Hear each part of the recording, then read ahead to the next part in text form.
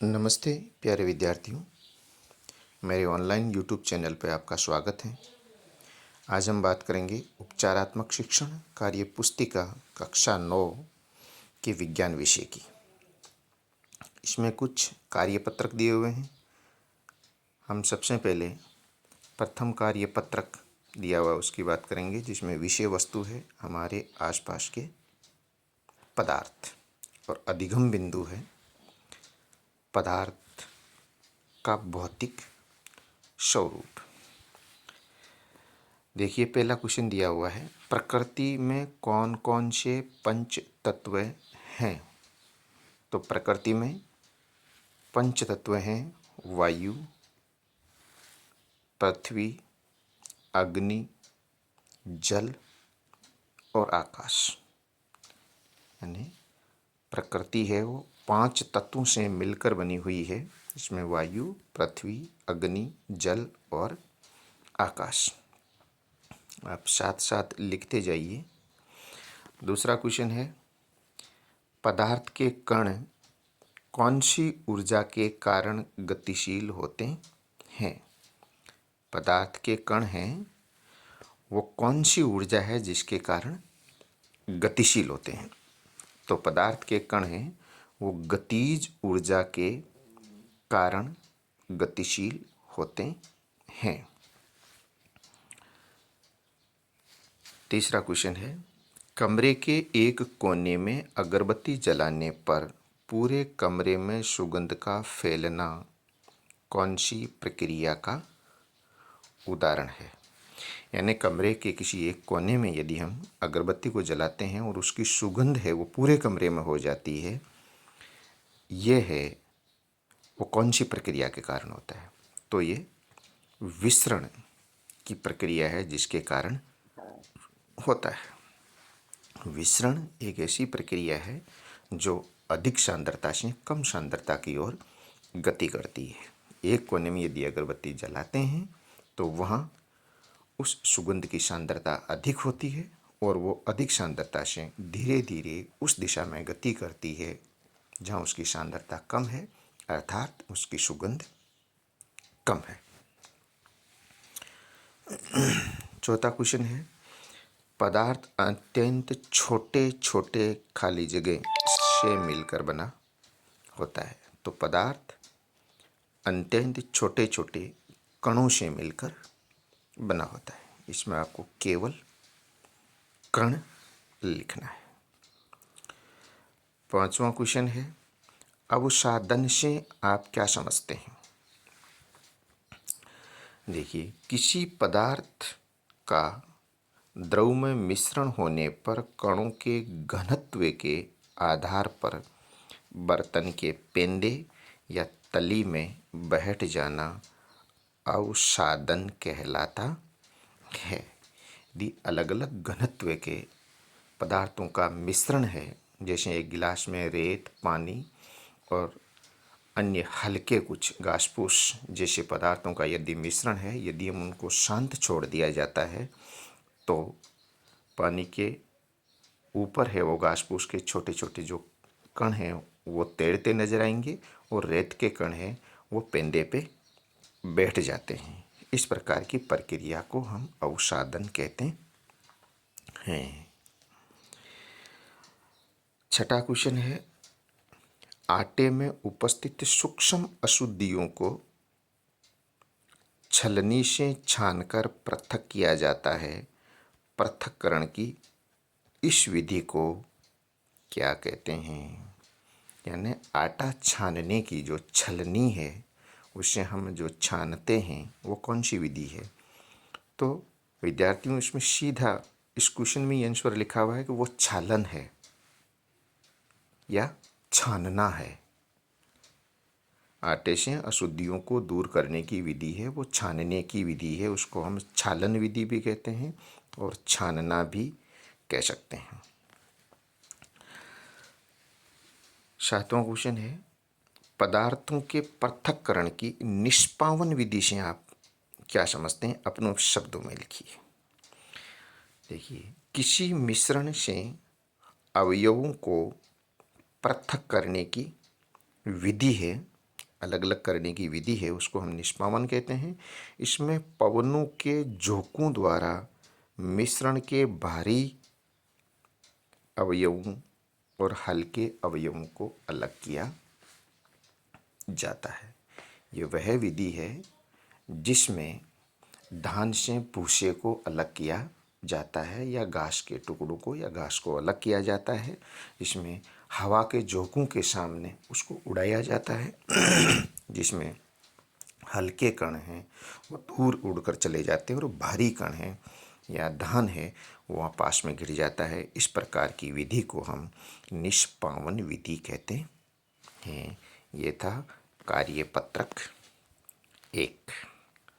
अब हम बात करते हैं कार्यपत्रक 2 की, जिसमें अधिगम बिंदु हमारे विषय वस्तु है हमारे आसपास के पदार्थ और अधिगम बिंदु है पदार्थ के कणों के अभिलाक्षणिक गुण। पहला क्वेश्चन दिया हुआ है, भंगुरता से आप क्या समझते हैं? जब किसी पदार्थ को प्रतिबलित करने पर या पीटने पर विकृत होने के स्थान पे टूट जाता है पदार्थ के इस गुणधर्म को भंगुरता कहते हैं। यानी किसी भी पदार्थ को यदि हम बाह्य बल लगाते हैं तो उसके आकार में परिवर्तन होना चाहिए। वो आकार में परिवर्तन नहीं होकर के यदि वो बाह्य बल लगाने पर तुरंत टूट जाता है, इस गुणधर्म को हम भंगुरता कहते हैं। दूसरा क्वेश्चन है, ड्राइवर सीट के सीट बेल्ट में पदार्थ के कौन से गुण का उपयोग किया जाता है? तो ड्राइवर के सीट बेल्ट में पदार्थ के जड़त्व के गुण का उपयोग किया जाता है।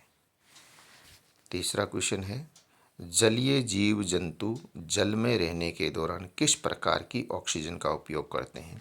तो जलीय जीव जंतु है वो जल में रहने के दौरान घुली हुई ऑक्सीजन का उपयोग करते हैं।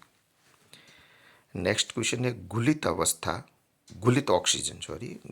ऑक्सीजन पदार्थ की कौन सी अवस्था के विसरण को दर्शाता है?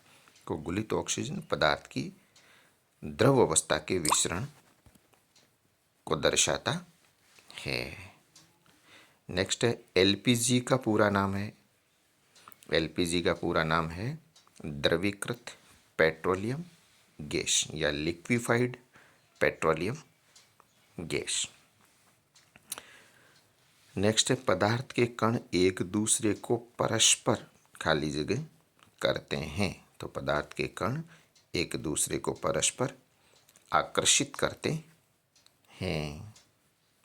नेक्स्ट है, पदार्थ के कण निरंतर होते हैं, निरंतर गतिशील होते हैं। तो ये था आपका कार्यपत्रक नंबर 2। अब हम बात करते हैं कार्यपत्रक 3 की। कार्यपत्रक 3 है अधिगम बिंदु पदार्थ की अवस्थाएं। तो पहला क्वेश्चन यही है, पदार्थ की कितनी अवस्थाएं होती है? नाम लिखिए। तो विद्यार्थियों, पदार्थ की मुख्यतः 3 अवस्थाएं होती है, ठोस, द्रव और गैस। तो पदार्थ की 3 अवस्थाएं हैं, ठोस, द्रव और गैस। सेकंड क्वेश्चन है, ठोस अवस्था की कोई 3 विशेषताएं लिखिए। अलग अलग विशेषताएं हैं, ठोसों के गुणधर्म हैं, द्रव के गुणधर्म हैं, गैस के गुणधर्म है। इसमें पूछा है कि ठोस की 3 विशेषताएं लिखिए। तो ठोस अवस्था का जो आकार है वो निश्चित होता है, ठोस अवस्था की आकृति है वो निश्चित होती है और ठोस अवस्था में संपीड्यता का गुण नहीं पाया जाता है। ये 3 विशेषताएं हैं। इसके बाद है, वह तापमान जिस पर ठोस पिघलकर द्रव अवस्था में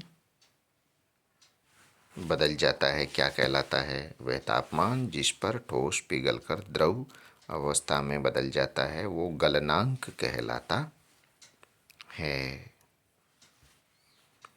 नेक्स्ट है वायुमंडलीय दाब पर वह तापमान जिस पर द्रव उबलने लगता है क्या कहलाता है? वायुमंडलीय दाब पर वह तापमान जिस पर द्रव उबलता है गलनांक कहलाता, सॉरी, कवथनांक कहलाता है। ऊर्ध्वपातन किसे कहते हैं? किसी पदार्थ का द्रव अवस्था में परिवर्तन हुए बिना ठोस अवस्था से सीधे ही गैसीय अवस्था में बदलने की प्रक्रिया को ऊर्ध्वपातन कहते हैं। यानी किसी भी पदार्थ को यदि हम गर्म करते हैं, वो ठोस अवस्था में है, तो ठोस से पहले वो द्रव में आता है और द्रव को और हम ऊर्जा देते हैं तो वो गैसीय अवस्था में आता है। यदि कुछ पदार्थ ठोस से सीधे ही गैस में बदल जाते हैं, इस प्रक्रिया को हम ऊर्ध्वपातन कहते हैं। इसके बाद है शुष्क बर्फ का सूत्र लिखो, जिसे ठोस कार्बन डाइऑक्साइड, ठोस कार्बन डाइऑक्साइड को शुष्क बर्फ कहा जाता है। बर्फ को फ्रीज से बाहर निकालने पर पिघल जाती है, ऐसा किस ऊष्मा के कारण होता है? तो बर्फ को फ्रीज से बाहर निकालने पर वो पिघल जाती है, ऐसा गुप्त ऊष्मा के कारण होता है। तो ये थे आज के 3 पत्रक। आप इनको लिखें, याद भी करें। ये वार्षिक परीक्षा के दृष्टिकोण से सभी महत्वपूर्ण क्वेश्चन हैं, वो इसमें दिए हुए हैं। Thank you.